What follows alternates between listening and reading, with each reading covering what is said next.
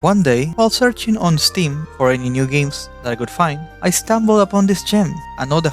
This game made me feel rather nostalgic for a game that I tried to complete as a kid, but I did not have the knowledge to go through. Maybe it's not a game that I enjoy either, or it's something that wasn't for me. Of course, I'm talking about Digimon World 3. That game felt like I got stuck way too often and I couldn't get through at all. It also has those vibes from Digimon World 1, where you breed a Digimon and watch them slowly grow, becoming stronger, to the point of them being able to just play the game for you, while also having the ability to recruit other Digimons who would make your town, your base, bigger and more fun to live in. But every single time I tried to play it, could not find it on any store, so I was stuck with Digimon World 3. That's leading me to like Digimon World 4, but that's another story. So, with some doubts that I had here and there due to how I would play, since the images and videos did not really respond to my questions that I had. Maybe if I even ask you what the game is gonna be like or how it all plays out in one bundle might make you feel overwhelmed, but that is exactly what the game does. It overwhelms you with content. See,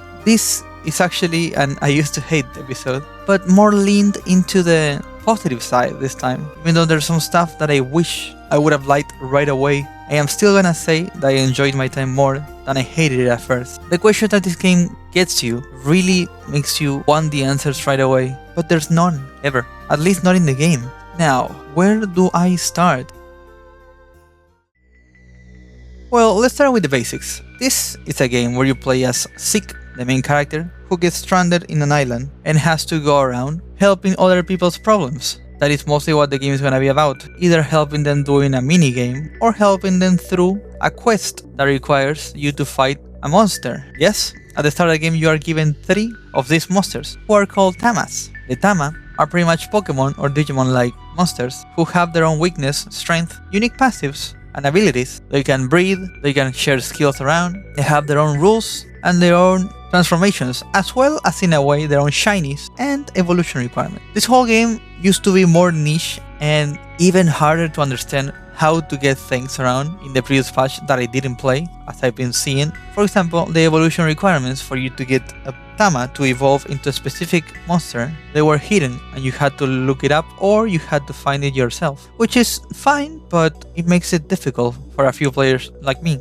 That was one of the main reasons why I didn't want to touch Digimon World 1 as well. Even when I'm older enough, I know some Digivolutions require specific stats for you to upgrade for them to reach that specific evolution, and you need to do it in a specific time before they hit a level. I feel like that is quite daunting to me, so I really enjoyed that part where the game here tells you how to get those evolutions. There's a lot to study here to be able to get every single evolution, every single time as well, and you might still need to use a guide or two to be able to find a few of them, or to evolve them into a proper monster that you're missing to finish your Pokédex, let's say. All of these designs are amazing in my opinion. There's a few, of course, that look out of style, and I don't really know why they look like this, but this is mostly just my own perspective clashing with what I expect of the game to look like. That is only for me. I do have to say though that I have some favorites and I really enjoy them. Not only because of how visually appealing they look, but also because of how uniquely different they are when it comes to gameplay wise. See, Anode has 140 plus Tamas that you can have as your pets. There's some legendary ones as well as some basic ones that do not really evolve to the point of being useful. However, you can still make them very strong. In the game, you can buy items that allow you to change your Tama completely. With a few items here and there, you can make a Tama really strong or even make them immune to damage. You come with 5 slots that allow you to customize them as much as you can. And the game does feel like it gives you too much at times when it comes to this. And this is one of my negatives with the game. That it comes with the fact that the game will not put you in a situation where you will be pushed away from it because of how you can just farm money and get any items that you want to bring with you to make your Tama stronger. For example, you can have an item that makes it so that when you lose all your health, your Tama will survive at 1 HP. And you can combine this with another item that gives you a lot of shield power. There are some items that do not match with each other, so they will prevent you from becoming as strong as possible, but those situations where you cannot stack them are very few. The game will not tell you about not stacking them though, so you're gonna have to figure it out yourself. Not only this, but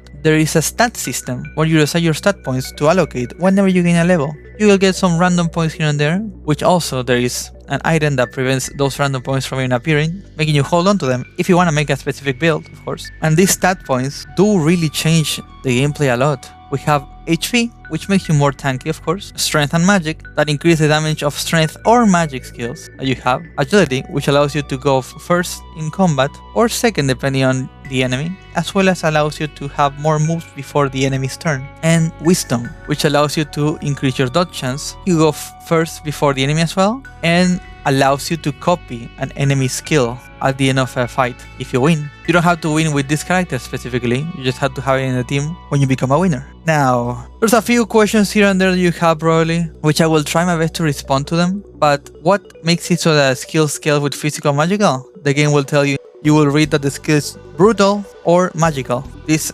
shows you what it's gonna scale with. Now, is there any soft caps or hard caps? The soft cap and hard caps are different from each character, but it's not shown in a way that they deal less damage or they have less HP or anything like that after a certain point. No, they're shown in the Pokédex system, where you check every single one of the Tamas in the game, which show a percentage of how much they get from stats. This percentage shows you how difficult it's gonna be to level up a stat or how easier it is for you to get a stat up past a certain point. And it shows whenever you try to put these potential stat allocations. So you can check here in the dex, or you can check here while applying the points. It's gonna require more and more points the more you put points into a skill that has low scaling. So the game will guide you into knowing what you should potentially increase. But it usually does end up combining with the unique passives and the skills that you get with that character. There are some exceptions here and there when it comes to unique passives. For example, making it so that your physical attacks helps your magical damage abilities, thus making it so that you should also level up strength. Even though it has a low scaling, it will increase the damage of your magic attacks. These are all explained in the stats menu, where it tells you one unique passive from all the Tamas. Of course, there's also items that make it so that, for example, physical attacks scale with magic. There are of course some other abilities that scale with weight and with speed. All of this is in the game and it is explained in a way that you could potentially understand it without anyone telling you. Now, how does agility work? Same as the other ones. However, it will be shown on screen whenever you get an extra action point, thus removing the testing time that you need to do to be able to know if you got an extra action point or not. This helps you a lot since moves are very difficult to explain. However, I will try my best to do so when we get into a fight. And the last stat that you have to understand is Wisdom, which I told you, you get skills out of enemies from winning fights. How many Wisdom? I don't know. You can have maybe 29 and you will not learn a skill that is important to you, or you will have 30 and you get a really good skill. However, Tamas require to be able to even learn that skill. If they are not able to learn it, or they don't match with it, they do not learn it. So it's a gamble when it comes to knowing what skills your Tama will gain when beating a specific enemy. It's always a gamble for you to know how many points to put into it. This stat also increases your critical chance, so it's pretty useful, but it's weird, it's confusing. As far as I know, there's no way to tell how many Wisdom points you need to be able to learn specific skills. It's not shown anywhere, not even in guides, I think. Not to mention that the Wisdom stat is not required to learn the normal skills that a Tama will be learning from just leveling up. You can have 0 Wisdom, or let's say 1 Wisdom, and you will still be learning your own unique skills as you level up. Not to mention as well that there's an item that prevents your Tama from evolving, and as I've been told, if you level up while using this item that prevents you from evolving into your different classes and evolutions that you have, you can actually find new unique abilities from this Tama that could have learned in, for example, level 23 of your smaller version of your own Tama. Or maybe you want the unique passive that the Tama comes with while being a very small Tama, and you don't like the evolution passive that you get from it. It's all up to experimentation, and that makes me feel uncomfortable because I wanted to complete the ability list. Well, you get all the abilities shown on screen of what they do, but knowing that I had to keep a Tama from leveling up and leveling up as much as I can before giving up with it, it felt confusing and rather bothersome, not knowing if I will be able to find them all. As you can see, there's still a lot more to talk about, and we haven't even gotten out of the stat screen, which is crazy. Now, a team of Tamas involve 3 Tamas who are gonna be able to be switched out in the middle of a fight, and 3 Tamas on the back who are just gonna be there for getting experience points. easily be able to be switched outside of a fight. So pretty much you have 3 Tamas who are going to be fighting, all 3 Tamas watching. This allows you to have specific elements that counter the other. For example, if you get water and there's a plant and you throw water against a plant, it will heal them. However, you should more likely change to a fire Tama that will destroy that earth Tama, making it take double damage from the attacks and stuck in burn damage on that one. This all makes sense and it's quite fun to go through it. You lose so much agility whenever you change, and sometimes you lose nothing. It's weird how it works. I have no really any idea on how the switching Tamas works that well. Now, how do the fights work? Okay, you start a fight, you use a skill. That skill has a charge into it. It loses the charge. When this skill is depleted of its charges, it will gain recoil. You will be taking a percentage of the damage done to the enemy. So if you deal 1000 damage and the skill says 33% recoil, you will be taking 33% of 1000. And this is still activated even if you kill the enemy. So it will be difficult. There are items that prevent this recoil system, but you need to stack a lot of them for it to go away. This also makes it so that you want to have a lot of skills that have a lot of charges, so you don't have to run into the recoil. But also, these skills come with agility costs that remove your agility that you have. So knowing how to balance the agility, also balancing the charges, but also checking how much damage the ability does, because the skills do tell you how much damage they do, and it is explained with these values. BP being the damage of the skill, TP being the agility usage, and CP being how many times you can use it, or having also other values such as what the skill element is from, which will help you in learning if your Tama can learn the skill or not, being earth, machine, fire, water, and so on. Having also, like we said before, brutal or magical, telling you what it scales with, or you can just scale with nothing, or you can scale with weight, it depends on the skill. But also showing you if it will come in contact with the enemy. Some Tamas will counter being touched with contact skills. For example, someone that has thorns will redirect the damage towards you. There's so much information with this game, and I haven't even told you either that when choosing skills, you can choose 4 active skills that are going to be on the top, that are going to have the normal value when it comes to TP, which again, it is the agility used to be able to use these skills. While the 2 afterwards will have 1.5 agility usage on them, and the last one will have twice as much agility use, making it so that you should prevent running into the issue of increasing the agility usage by 2 times of a skill that uses 10, for example, making it cost 20 agility. There's also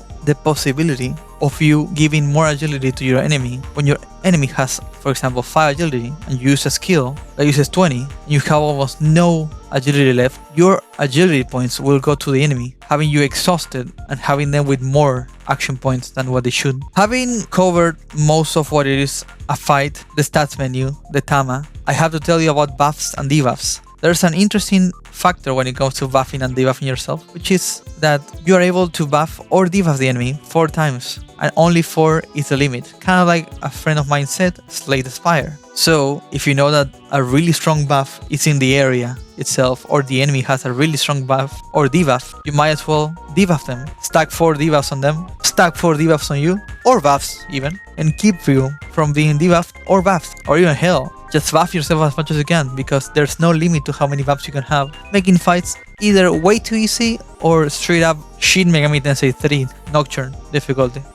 For example, there's a character that I was using that makes it so every single time they attack an enemy, they stack fire damage on the allies who are going to be coming up next. So you can just go ahead and just stack fire damage on the enemy, and as soon as they change Tama, they will be taking all the fire damage, having them die instantly, which is pretty cool, I gotta say. It also does help that this Tama, whenever he's hit by contact attacks, he will be applying fire damage to the enemy. That should be everything when it comes to fights, at least I believe. Evolutions are its own thing, and stats are its own thing. Like I said before, items are also very important for you to use and to move around with them. Now, let's talk about moving around the world. This game is very huge, very, very, very huge, and I'm not even gonna lie to you, I got lost many times because of how big it is. And when you think that you've seen everything, there's even more, and it's quite difficult to know where everything is. And it doesn't help that your village, like I said before, gets bigger the more Tamas you have in there. So you're gonna be feeling like you have everything set up, and then a Tama makes something happen in your village, and they construct this settlement, or they can do this thing now, and now you can do that, and you can do this. For example, small spoiler to you, but very early into the game, you learn how to run. So you want to be able to find that one Tama that allows you to run if you want to make this game different, let's say, because the walking speed of the game is not the best when you know how big the place is. So being able to just find these one Tamas that are going to completely change the way you play, it makes it feel really good, but also daunting that the fact that you might not even find this Tama to begin with. These kind of things make the game a hit or miss for me, because in my first playthrough, I didn't find the Tama that makes me run for a long time. So I was stuck with the normal running speed, which is quite bothersome. And there's also 2 Tamas that allow you to teleport around, but only with specific ways, making it still difficult for you to get to certain spots, but familiarizing yourself with the areas around that you've been. This is not gonna be Elden Ring when it comes to teleporting around easily from where you have to go or where you wanna go. But pretty much the loop is gonna be, you go out in the world, you help people, you defeat enemies, you're gonna get more stuff unlocked as you go through. Breeding, combination of items, being able to run, being able to move around easier, opening up shortcuts, and a lot more things that are gonna make your village and your experience from playing this game more fruitful. And the feeling of going through all this is amazing. Just knowing that you have more and more and more and more. But the game will become easier, so be sure to take this as best as you can, because of how the game will be moving back into a more casual state for you to play in. There were some moments for me but then I felt like I was feeling way too strong from the game itself. And when I finally checked a few guys online, I noticed that I was 10 to 20 levels higher than the specific area that I was supposed to be in because of how much fun I was having. Speaking of being able to level up more than you should, there's a mechanic in the game, which is when an enemy sees you and they run towards you, you have a chance for another enemy to see you at the same time and they will fight 2-on-1, of course, one at a time. But this makes it so that you get more experience and you can stack this as much as you can. You can have up to how many enemies you see on screen. And there's also an item that whistles, making it so that you always can just grind. And these items are very cheap, of course, as long as you can survive against the enemies. Now, you can easily over level yourself. And there's two things I want to talk about over leveling, which I want you to listen very carefully. Tamas have a max level. However, as soon as you hit the max level, which at times is 13, you can reboot your character, making them start at level 1 while keeping the abilities that they got, but they will be able to level up more from 13 to 17. And you can do that again and again and again until they get to the evolution, which usually is 20 or so. If you get to 25 to a Tama, you can change their color to a more shiny version of themselves. All of the Tamas have shiny versions of themselves like this. While also there's special Tama that have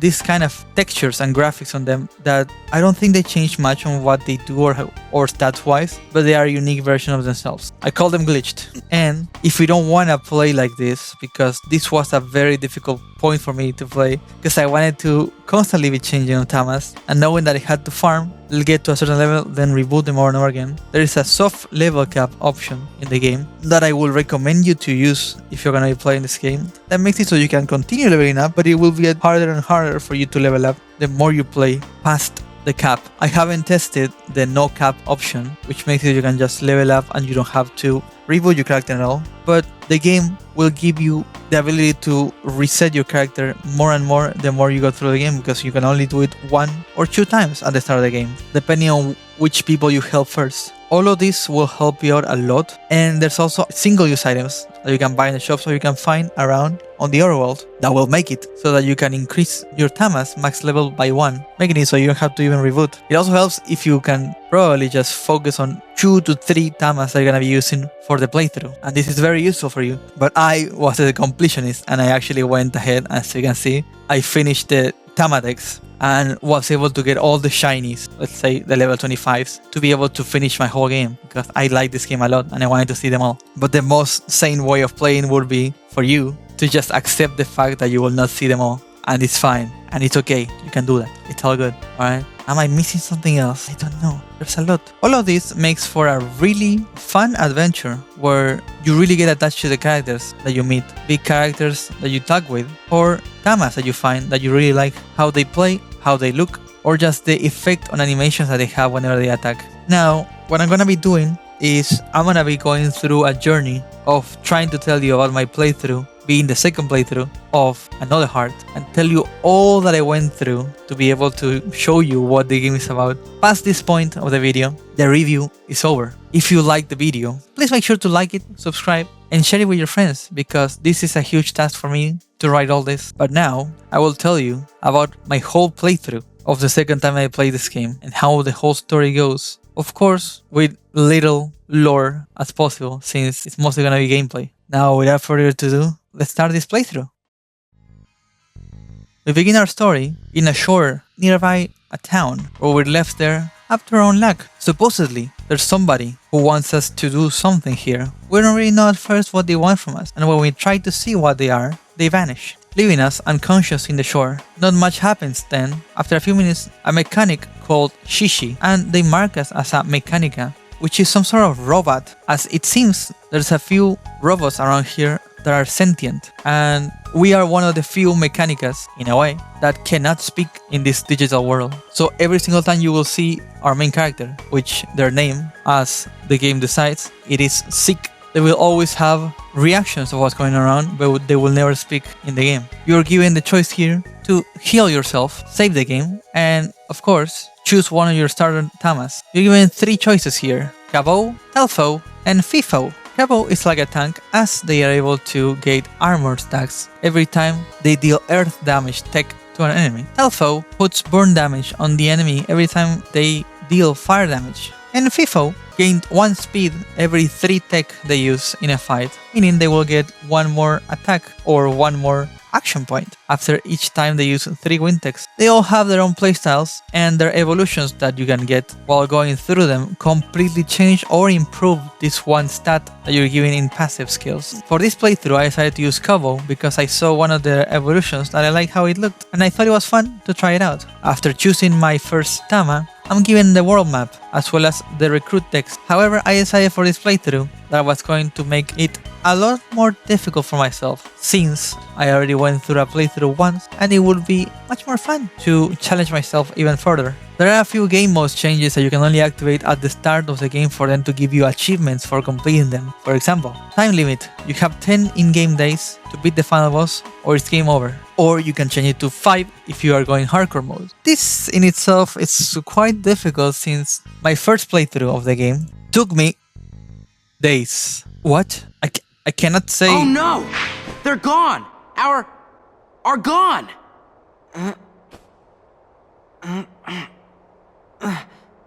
What? All are gone?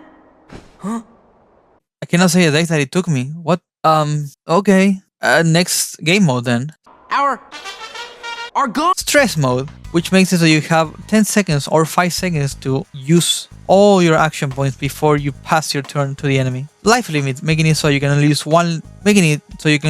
2 Tamas for the game to be over, or 1 in battle. Scarcity, making it so that there's less money given to you, as well as there's no overall items, or shops even straight up don't sell almost any items at all. Permadeath, which makes it so Tama cannot be revived except for using specific items, or straight up they cannot revive at all for the whole playthrough when they die. Kinda counters the point of life limit, since when you lose once, you lose them all. But then again, these game modes are activated individually. There's Monorun as well, which makes you start with a specific type, but also you can never use any other Tama types other than the specific ones that you choose here. Also, the starters that you are given change, and as I talked before, the cap, which is hard cap, the intended way to play the game, soft cap, and no limit. I would recommend you playing in soft cap if I were you, but it depends on yourself, of course. These are the game modes I chose, which allow me to play in a specific way that makes urgency happen throughout fights and makes it so I can never lose a single Tama, while also making me worried about buying items, since farming money is gonna be hard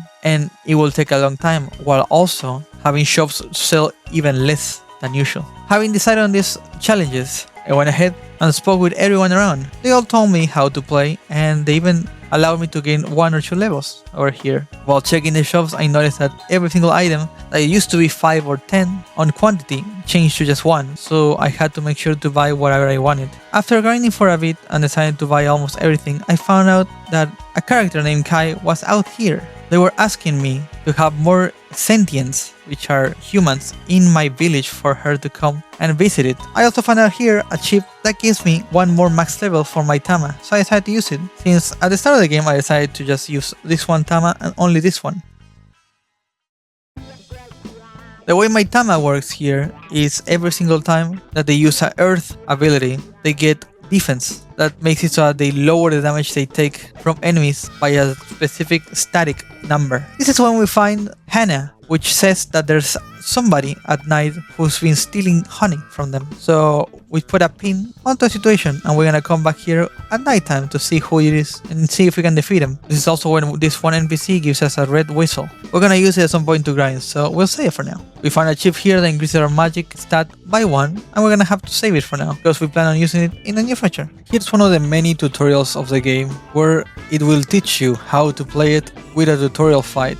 There's not really that much text around in the game, and the game will just be teaching you about this in this way, on how it works, and I decided to just not include it in the video because there's too much information and characters speak a lot. It is fun to go through it, you get to learn a lot, but there's not a place for you to just review them without a guide. After a bit, we find this one character named Mice, and thus we find our first boss fight, a taxi. They're quite strong for an early fight, but you shouldn't have that much trouble if you have grinded some, at least early game. Though you might end up recoiled into almost losing your fight if you haven't gotten any allies. Which also makes me tell you the following way to recruit enemies in this game. You either have a chance to recruit them when you defeat them, or you can choose to give items in a fight, losing 2 action points each time that you use an item. They are shown the items that they drop in the Pokédex menu. However, it gives you an idea of what they want. It's not really that difficult to figure out what it is, and most of the time you will not be struggling with this.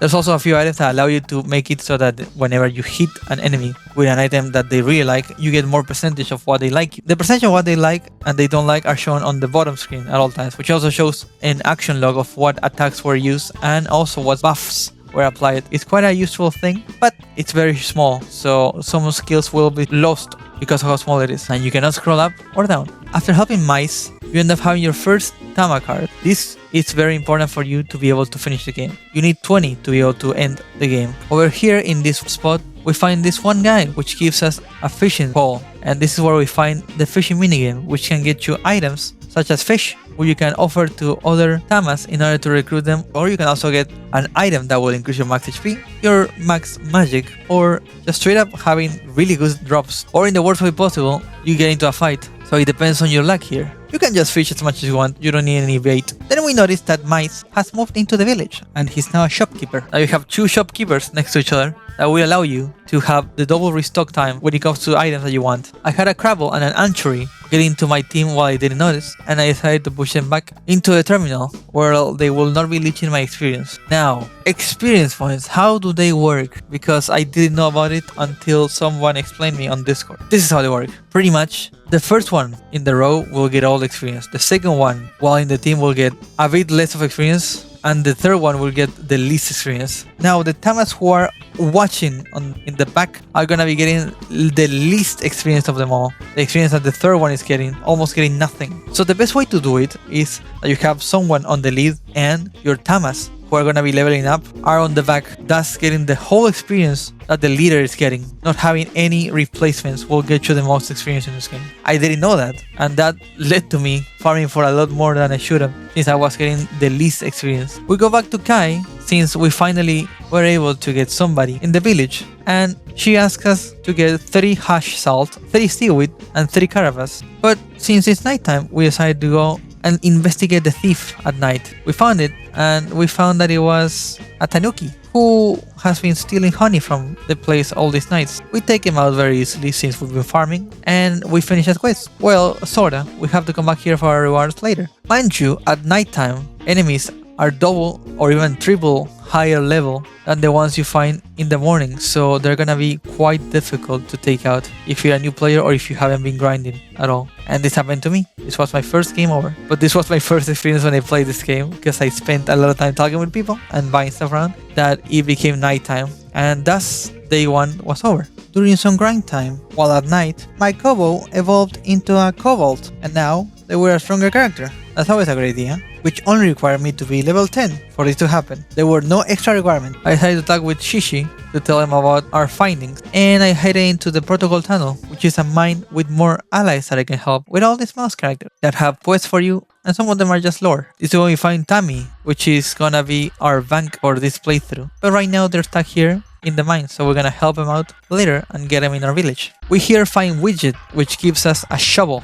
in which we use it right away to be able to get extra loot. We can also get into a fight if we shovel in the wrong spot. They require us to get some items for them, so we go ahead and shovel the whole place. After finally getting everything, we help her out and she gives us the necessary items to make a dynamite to open up this place. This is when we find our first actual boss fight, which is this guy named X-Sor. He was a pushover the first time I played this game. I one-shot him, but I expected this time to be harder, but yeah, it didn't work. Having gone through this, we get a few more cars here and there, and we can also now cross through a bridge that will lead us to new parts of the city, and we can also fish as well. After getting Kai also in the city, we get our sixth one. She makes a place where she cooks as well. We can use this to give it to the mouse named Basil down there if we wish to. I don't care. We also found this weird place in Kernel Cave. We're gonna decide to ignore that. We tried to go to the other place called Peripheral Path, but we noticed that it's glitched out and we cannot go through. We decided to ignore it.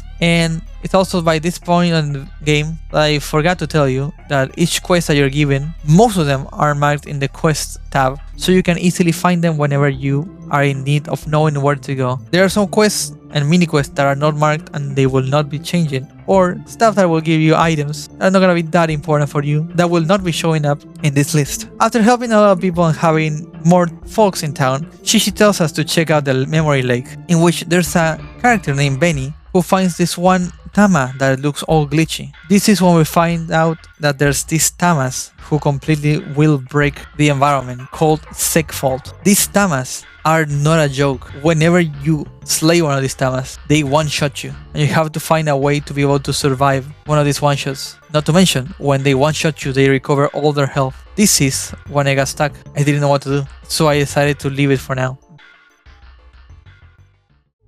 The next day that I played this game, I looked up more information on what a Sec Fault is and how to be able to go through it. So, a Sec Fault loses all their HP and goes ahead and destroys the player as soon as they lose all their HP. Because of this, you're required to have either a skill that makes you survive at 1 HP or having defense stacked into your own character before taking the finishing blow. There are some items that give you defense, so you might as well use them before you finish off a Sec Fault. Going past this event, we noticed something that's going on in this game. There is something causing Tamas to malfunction and Sec Fault themselves. They are going through this one bug that is causing the whole area to just corrupt itself. During this time in my first playthrough, I felt overwhelmed. There's a day system. The days are tracked in-game for you to react. You are being told that there's a specific time that all this is gonna end. You don't know if this game has a time limit or not. Being stuck with this in your head, you will choose to sleep less. You will choose to spend your time fucking around less. You will choose to grind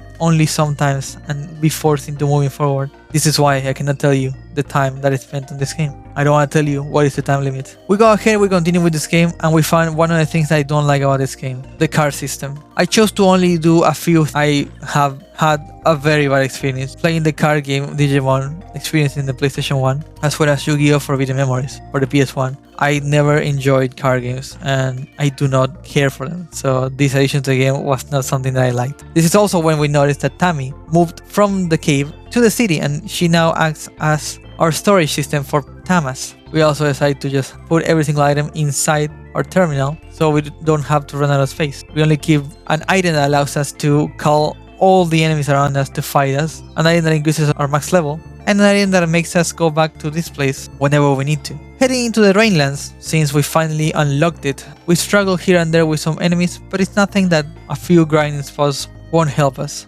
I decided to personally go ahead and indulge in this one place, which is completely optional for us, which is the mansion, where a lot of spooky Tamas are here, seeing if I feel like having one of them. But in the end, I decided to just complete the dungeon and just do the whole place, which nets us a huge amount of experience points, but nothing out of the ordinary. Though this is when we find something that blocks that. a little. Here we have an enemy that shows up. Their name is Carnivore. They're 2 levels lower than me. I am ambushed by them because this is a scripted scene. So I go ahead and use the only ability that can be used when I'm ambushed, which is Earth Block. So I go ahead and use it. I pass my turn. I nullify the Vite attack. They use a question mark and they summon something. I don't know what they use. So I go ahead and just attack with something to see what happens. And we notice that it's a Venus trap that makes me poison, and we take 61 HP out of my 131 HP bar. Knowing that I didn't do much damage, I go ahead and attack again. And I noticed something. This enemy reflects contact skills. I mostly had contact skills in here, so I decided to try again, and again, and again, and again, until I finally find a skill that doesn't have any contact, which is an explosive skill, which also gives me armor each time that I use it. And it's Earth, so I get even more armor. So I go ahead and tank myself through the fight by getting armor while also preventing myself from touching them. They stack poison on me. I stack the skill to 100 recall to take more damage as well, but rewarding me with being able to win this fight after a long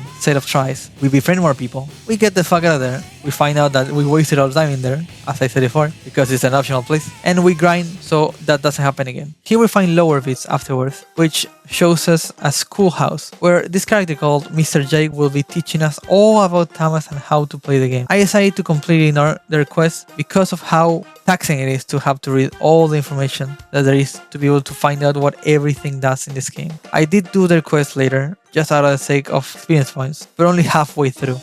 This is also a point in the game where I forgot to tell you that I found the running skill. You can see that each time I tap the action button, I run for a bit, and then it stops, and then I run again, and then it stops again. So this is fine. I choose the best way to not tell you what it is, so you can have a fun time, find out what it is, and feeling good about just finding it, since the feeling of being able to move slightly faster is good. But you have to tap your action button over and over again for you to be able to run properly. So it's not the best thing, but it is important for you to move faster. After a while, we befriend Shishi, since we got enough people inside the town for us to have 11 now. 9 more to go to be able to finish the game. At least I hope. We continue through the game, doing some more optional content, and this is when we finally find our new place of importance, Memory Meadow. This place is completely different from the others we've been. At least it feels like it because of how the textures and the graphics there are. There's also a race here where we have to go through to be able to get a power-up. We do this race, we continue throughout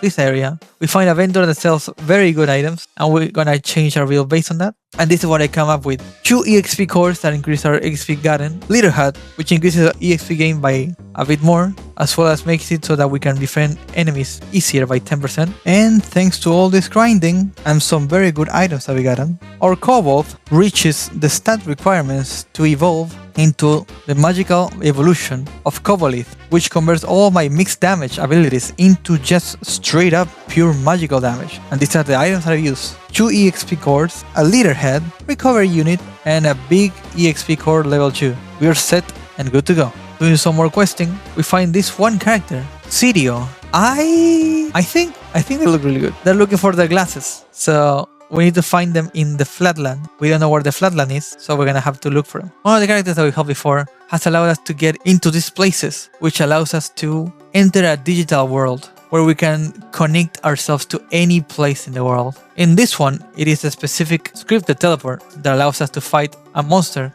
for a quest. But these teleports are connected everywhere in the land. So whenever you want to go in a specific place, you go into one of these and you can go anywhere. You're going to have to walk and memorize where it is. They kind of show you where each path leads to, but it is difficult to know exactly where to go to be able to teleport. And at times, it can be taxing. We find a way to be able to get into the flatland, which is one of the things that I saw in this game. In the trailer, that I was confused as to what it was going to be. A platformer? What is its place? Also, I completely forgot, I guess, throughout this whole video, to talk about something very important that defined the game for me. The soundtrack. I cannot explain how good some of the soundtrack themes feel in this game and how amazing it is to just go through them. I will use this segment of the video to show you. Tell me in the comments if you also enjoy them, because I like them a lot. Here's the track that plays in the Flatlands.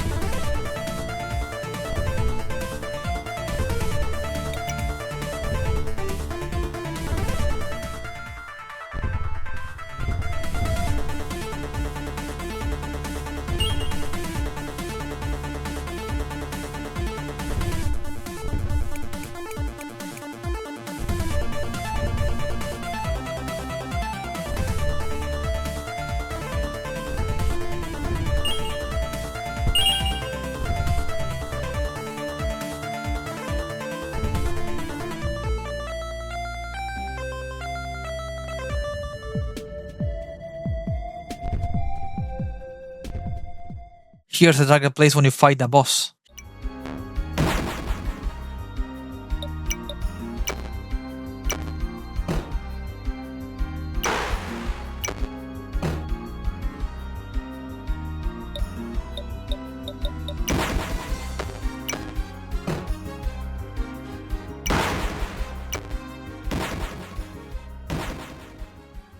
Here's a random battle track that plays throughout the whole game, and I wish it would play different tracks, honestly.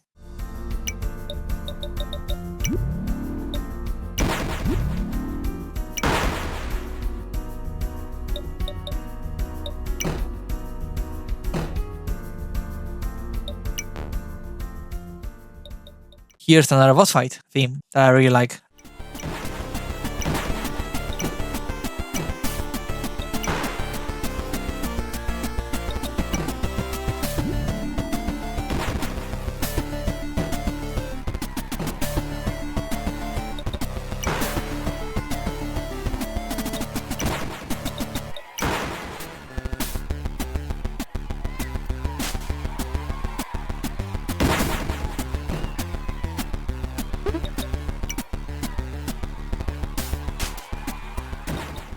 And one last track that I want to show you that in a way it is a spoiler. However, this track only plays in a specific part of the game that by the time that you find it and you play it, the game probably would be tiresome to go through. Is this one.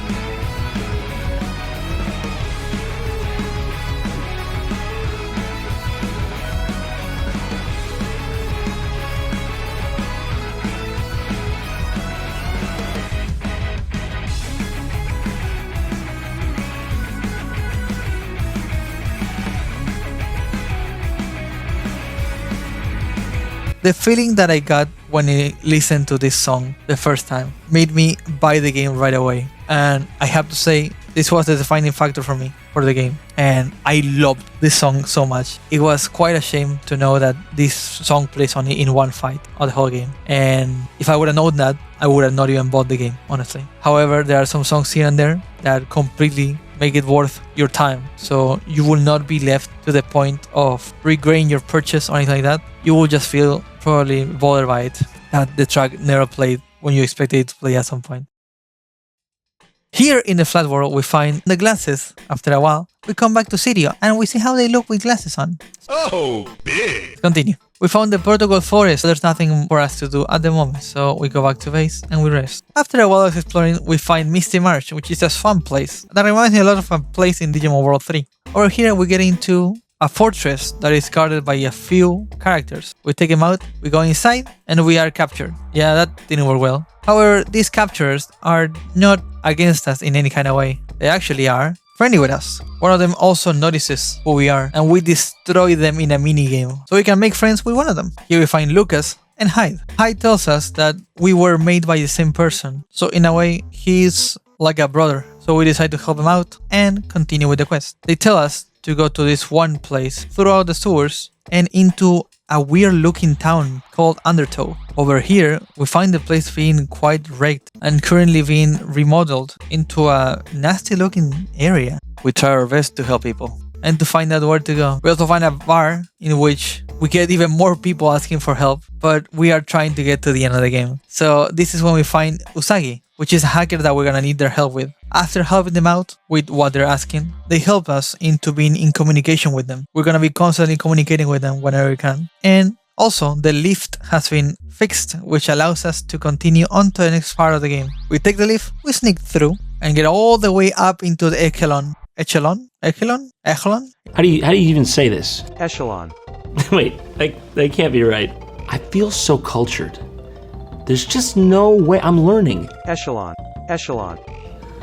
There's no replacement for being worldly. Over here, we find this one thing called Deuce. It's one of the first fights in the game that feel rather off, that feels like you're fighting something that you're not even supposed to. This ping is very, very confusing and weird. I don't even know what it does or what it is supposed to be. It's like a machine. We take it out and we found that Hyde is up here, all the way up here, supporting us. We go inside, we talk to a terminal. They speak about weird things and in a weird way that we can barely comprehend what's going on. At least I couldn't really understand it because of how fast I was going through text. Pero no soy estúpido. So I go ahead and leave through a flying bag. And this is a very short session where you get to play, or you can just have fun with it. It's not that bad. I think it's enjoyable, but it lasts very little to nothing. Having escaped, Hyde tells us that we need to get 30 keys, so we decide to be on the journey to find these keys. We distract ourselves with a few minigames here and there, like for example this racing game, and then we go back to base. We notice that a card tournament was constructed, which we're not gonna touch, and also a tournament which we're not touching. Having unlocked most of the map, we get to Lisak Village, which is a place where we can help more people. We help them out, we move around, we decide to do a few more quests, defeating some strong enemies, while some weaker ones as well, because we've been leveling the fuck out of this game. And we use dampening net, which are nets that decreases our recoil by 25%, having 2 decreases our recoil by 50%, making it so that we can use attacks that take out our recoil up to 50% without taking any recoil damage. It's really useful for us. And this is when we find out on our first enemies that we don't want to fight at all. Dark Awesome. There's these segfold type enemies that act the same way that you've been fighting them this whole run, and they are not easy because every single time they die, they full heal and they take you out, they one-shot you. We help a few more people and see this one bat lady, which also looks really good. Look at them. And finally make it to Scorching Sands, which was my go-to place to farm. We go into our first castle that has one of the 3 keys that we're gonna need in, which is the Sanger Stronghold. Here we get absolutely destroyed by the enemies who just don't take any damage, are strong as fuck, and just make it a chore to sit through. I spent 18 gigabytes of recording time, 30 hours and 30 minutes of trying to go through this area, and found out that I couldn't. So I decided to spend an entire day farming and grinding to be able to have new Tama, which will allow me to go through this area. So I spent 2 hours of gameplay finding 2 allies that will be replacing my main character. This is where I found these 2, which are Healfoe, which evolved into Excafo, and Salafir, which evolved into Magmafir, which I then decided to evolve into Volcafir.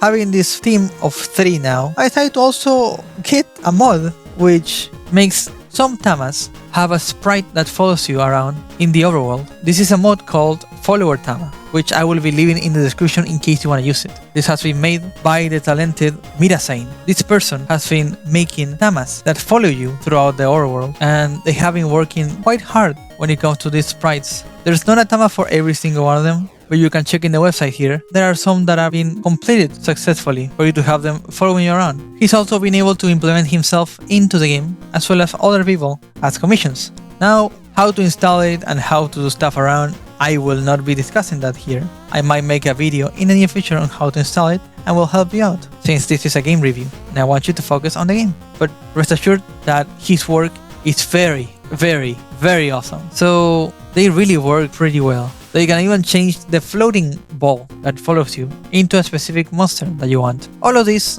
like I said before, is going to be left in the description of the video, and instructions will be provided from the site itself on how to install them. But if you're struggling, please let me know and I will make a video. Moving on with the video. Having installed this follower pack, which was just a drag and drop and a few clicks here and there, I could have finally my Tamas following me around. At first it was fun, it was fine, it felt really good to have them. I had to do a few things here and there to have them showing up all at the same time. However, I had them and I had fun with them. So I tried my best to clear the dungeon finally with them being shown in the overworld, but I noticed that it was still weak, so I grinded more and more and more and more and more.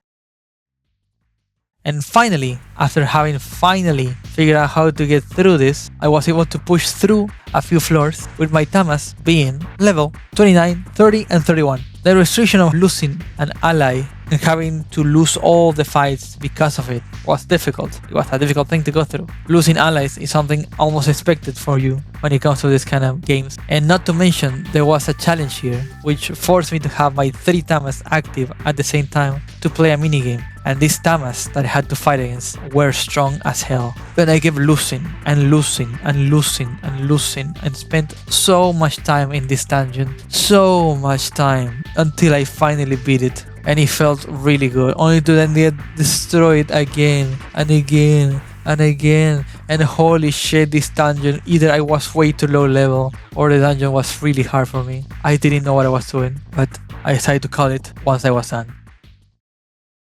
The next recording session, we finally get to the main boss.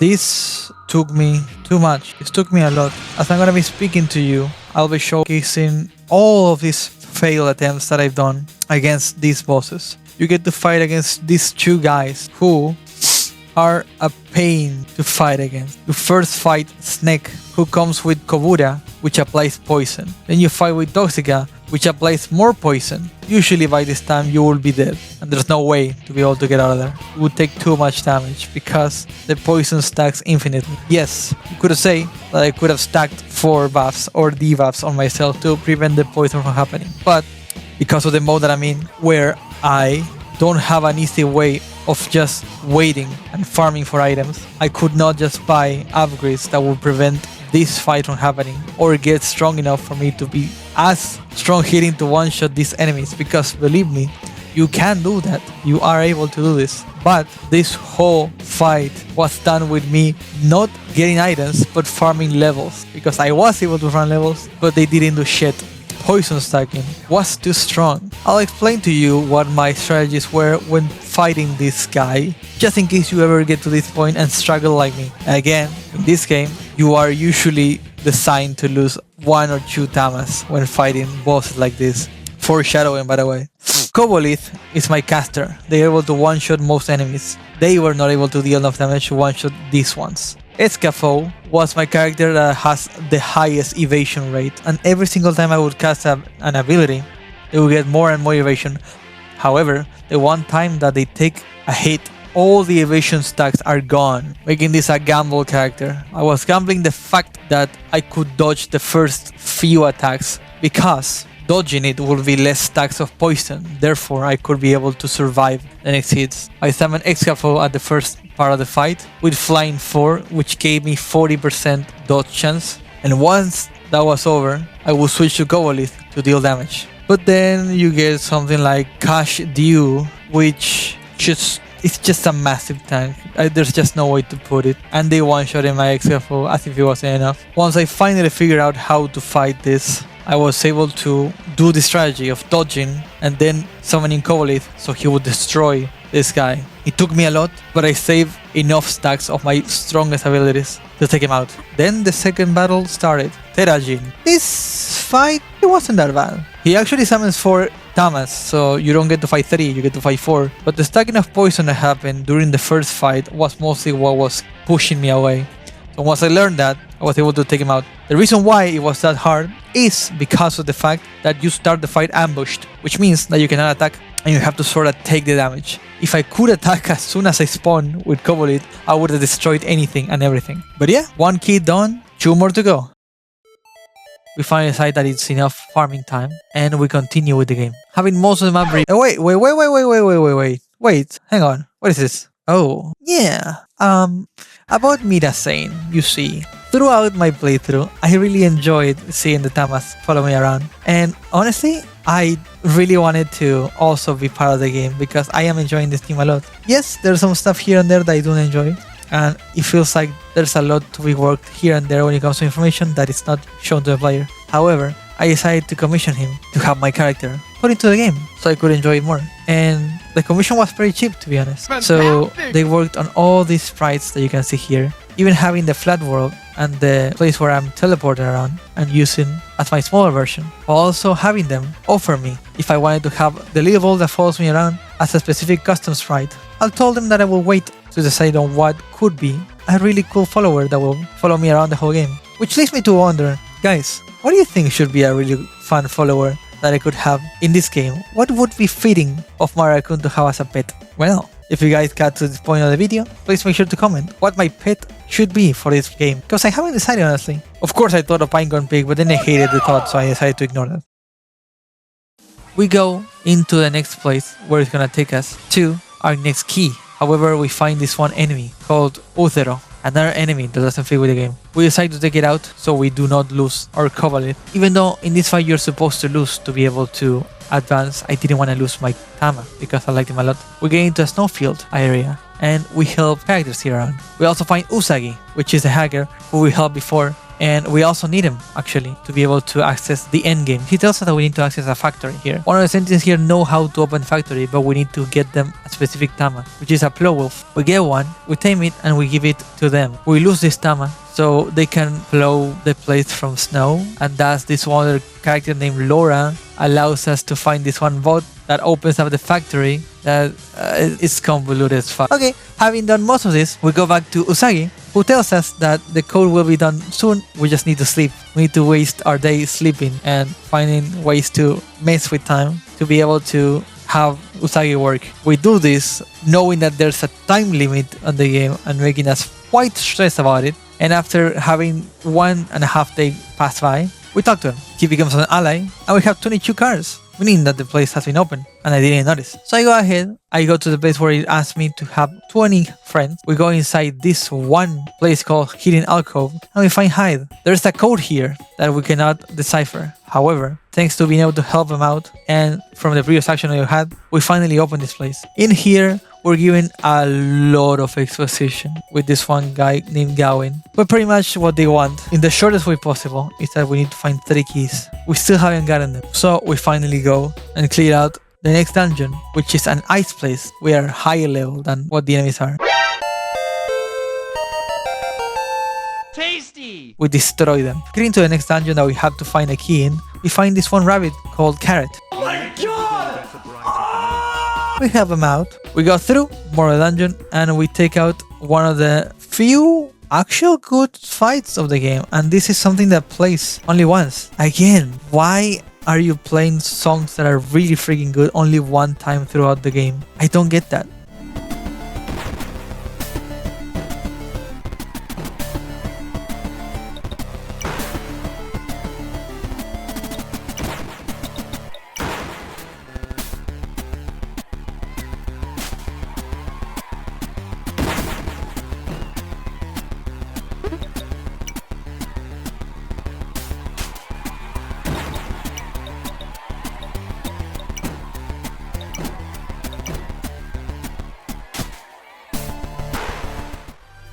And afterwards, we also have another fight that plays with a different song. And I like these songs. I wish I could listen to them more than a normal battle song. But nope, we get to listen to them. And it is what it is, honestly.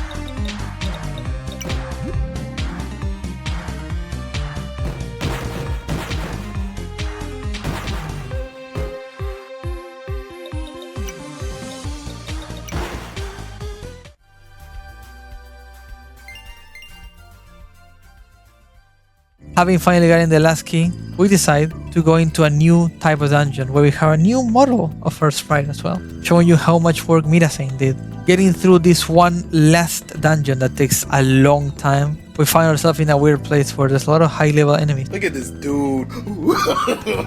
No, no, no, no.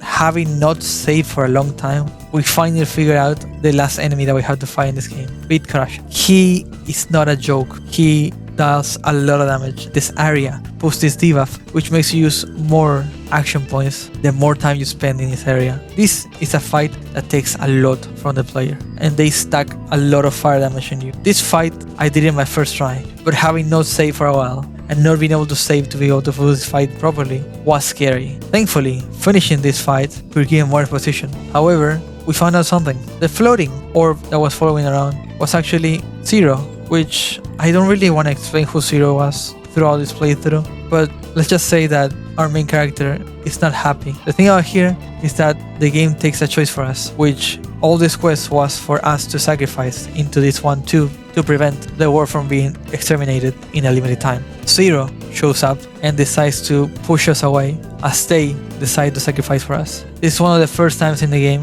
where our character speaks, saying, "Stop, don't go, our words are in vain," as they wave goodbye and they sacrifice for us. A cutscene is played in which shows how we couldn't save him, and we finally get to continue this game living in peace as the corruption is prevented and the game ends. There's post-game content that allows you to have more content like this throughout the game. However, I don't want to ruin the surprise, but the post-game content allows you to sort of change a few things in this game that makes it worth your time. Do want to show you here my total playtime of days with the game, and this is a huge spoiler for you. The first time I played the game, I played with a day limit counter, thinking that the game will end at a specific time because the game phrased it that way. However, my first playthrough of the game took me 41 days, showing me that there is no timer. And the second playthrough that I did took me 11 days, showing again that there is no timer. I also want to show you that I did in fact complete the whole Pokédex of my first playthrough. Every single ally leveled up to the point where they changed color,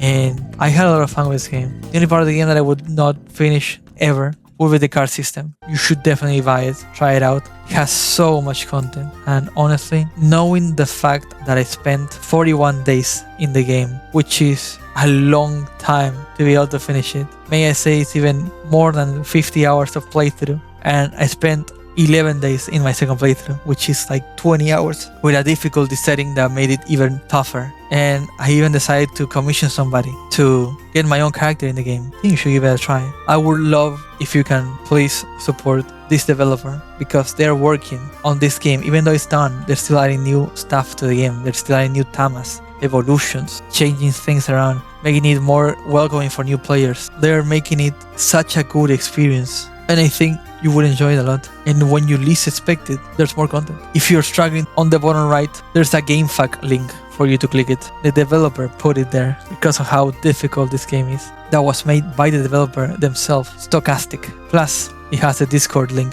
to join their Discord in case you haven't understood one thing or two and you want to learn about things. The community is very welcoming, and they have helped me finish the game twice thanks to their support. And any questions I had, they will be able to just respond to them. Support Stochastic. He is an amazing person, and this game has given me more than what I expected to receive from it. Please make sure to subscribe to the channel, like, comment, of course, comment what kind of follower you want me to have in the near future in this video game. And please remember to smile and stay positive. This has been ADarkRaccoon, and I love you. Goodbye.